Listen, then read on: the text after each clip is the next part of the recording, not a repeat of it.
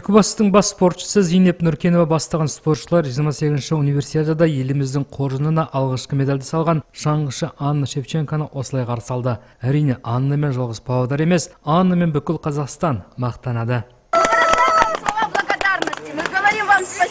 Біз сізге ризашылығымызды білдіреміз. Біз сізге жеңістеріңіз үшін алғыс айтамыз және жаңа спорттық жеңістер тілейміз.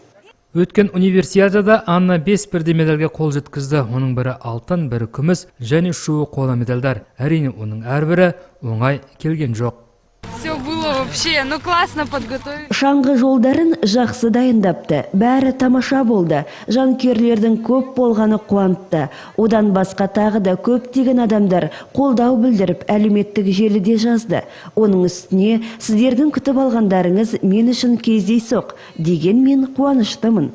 Қысқы универсиаданың арқасында есімі бүкіл әлемге танымал болған Анна Шевченко ел құрамасымен енді Эстонияға аттанады. Ол жерде әлем кубогының кезекті кезеңіне қатысады. Одан кейін бірден Финляндиядағы әлем чемпионатына қатысады. Сондықтан жерлесімізге табыстар тілейміз. Спасибо, Экибастуз! Молодец!